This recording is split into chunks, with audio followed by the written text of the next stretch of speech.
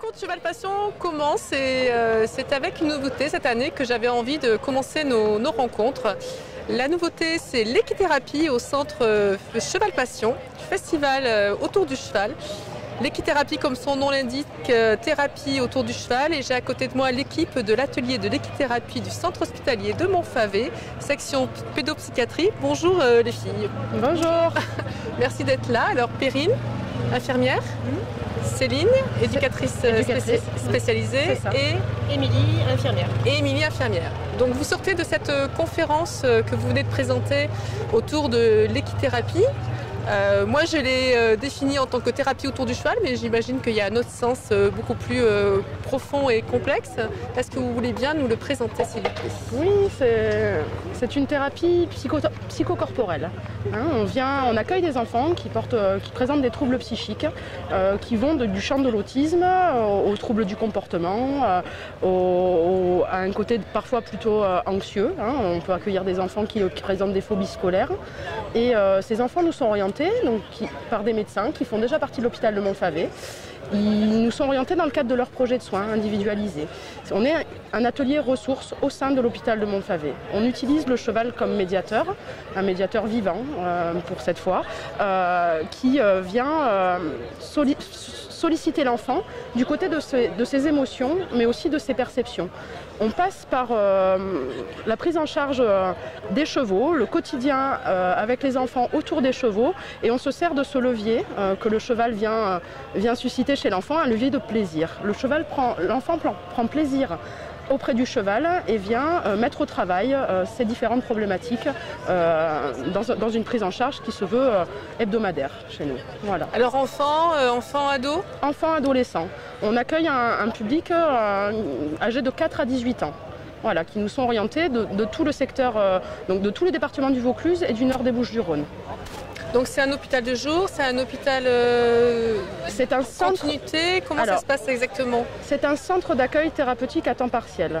Les enfants sont pris en charge dans d'autres services de pédopsychiatrie de l'hôpital de Montfavet et parfois les équipes ont besoin d'avoir recours à notre atelier pour mettre au travail différentes difficultés de l'enfant et donc viennent nous présenter la situation de ces enfants. Ensemble, en réunion clinique avec le docteur Vachéran, médecin référent de l'unité, nous validons ou non les indications posées par nos autres collègues et nous décidons d'accueillir l'enfant pour au départ une année. On réévalue ensuite à la fin de l'année les objectifs thérapeutiques et si nécessaire, on reconduit encore une année de soins. Voilà. Alors Perrine, vous qui êtes infirmière donc, dans ce centre hospitalier, je crois que c'est une unité unique en France. Il y a très peu d'unités d'équithérapie publiques qui sont portées par un hôpital, financées par un hôpital, avec une équipe complète d'infirmiers, psychiatres, cadres de santé.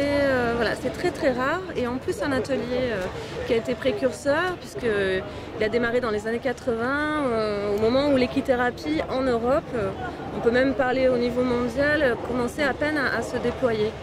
Et qu'est-ce qui a fait qu'à Montfavet, il y a eu cet instinct justement un médecin, un psychiatre passionné de chevaux qui avait un cheval et qui a commencé à le proposer et à proposer ce type de soins. C'est venu grâce à une personne et à son désir et son projet thérapeutique. Alors par rapport à cet encadrement que vous avez quotidiennement avec les enfants, qu'est-ce que vous pourriez en ressortir, en découler justement par rapport aux troubles, au comportement et aux troubles comportementaux cognitifs sur l'enfant? Je m'adresse peut-être à votre collègue infirmière. Alors c'est vrai que ça nous arrive d'avoir des enfants qui nous sont présentés comme étant agités, opposants, ne respectant pas les règles et acceptant difficilement les contraintes. Et on est assez surpris en général quand ils arrivent à l'équithérapie de voir qu'ils se montrent sous un autre jour.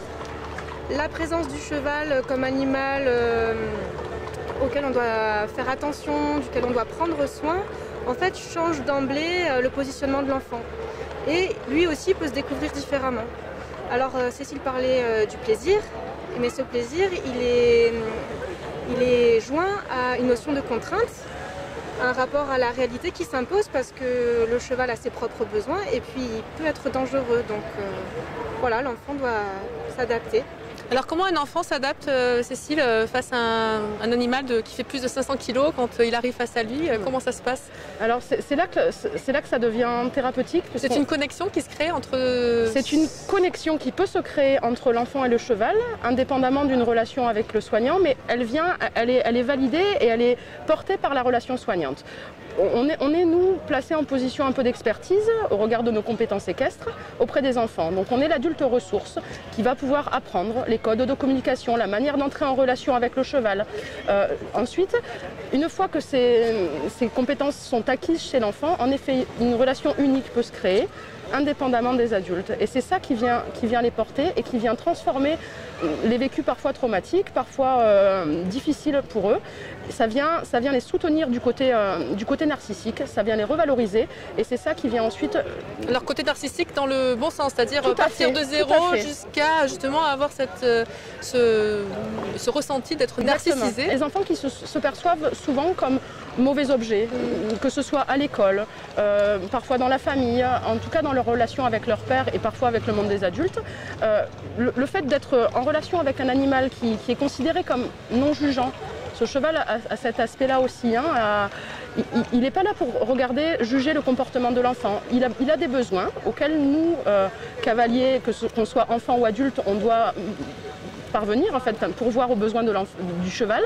Et donc l'enfant, en faisant ses actions, en étant en capacité de mener le cheval d'un point A à un point B, de prendre soin de lui, de le brosser, de lui curer les pieds, de réussir à faire du trot, du galop, il en est de ce fait valorisé, prend confiance en lui et ça vient à amoindrir les difficultés rencontrées au quotidien. C'est ce que vous disiez à la conférence. Oui, moi je suis arrivée à justement le faire traverser et l'atteler, donc de pouvoir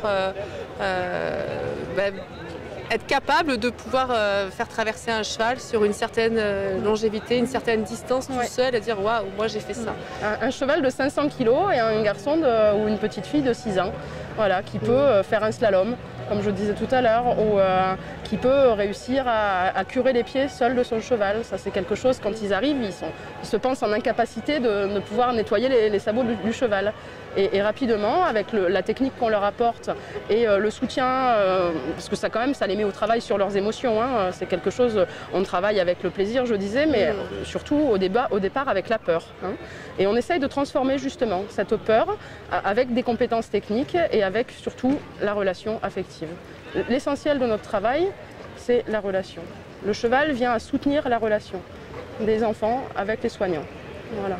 Perrine, pour conclure cette interview, plutôt cette rencontre, j'ai envie de dire, comment vous avez remarqué l'évolution justement des troubles comportementaux de l'enfant et sur quelle durée et par quel repère vous avez pu constater qu'il y ait une évolution justement par rapport aux soins de l'équithérapie? Alors les enfants sont pris en charge sur une année, reconductibles parfois une seconde année. C'est pas miraculeux, ça arrive pas comme ça en quelques séances, ça prend du temps, parfois pas mal de temps. Les progrès, on les évalue, déjà nous, par exemple dans la relation que peuvent avoir les enfants avec les autres enfants présents dans le groupe, on va avoir une diminution des tensions, des conflits, un enfant qui va se centrer davantage sur son cheval, qui va pouvoir se concentrer plus longtemps, qui va pouvoir raconter des choses et à nous et à sa famille quand il va rentrer.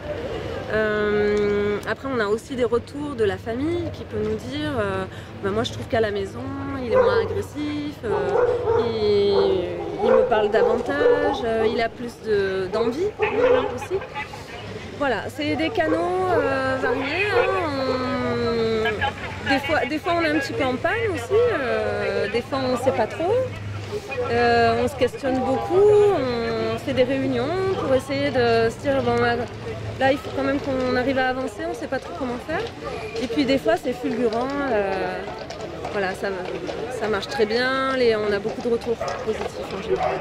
Et vous, individuellement, vous avez cette approche facile avec le cheval? Parce que vous êtes aussi le moteur, donc c'est inné chez vous, ça se passe comment? C'est pas inné, mais on a tous un parcours de cavalière. personnel. D'accord. Avant de pouvoir voilà, œuvrer et travailler. Encadrer les enfants avec les chevaux. Voilà. Et par exemple, il n'y a pas longtemps, on a fait un stage avec Frédéric Pignon, D'accord. qui travaille beaucoup la relation avec entre cavalier et un cavalier et son cheval. Et ça nous a apporté énormément, par exemple. Voilà. D'accord. Donc vous faites venir des intervenants justement. Alors, c'est nous qui sommes allés sur un de ces stages, mais on continue à travailler dessus. En tout cas. Merci beaucoup. Merci à vous. Merci.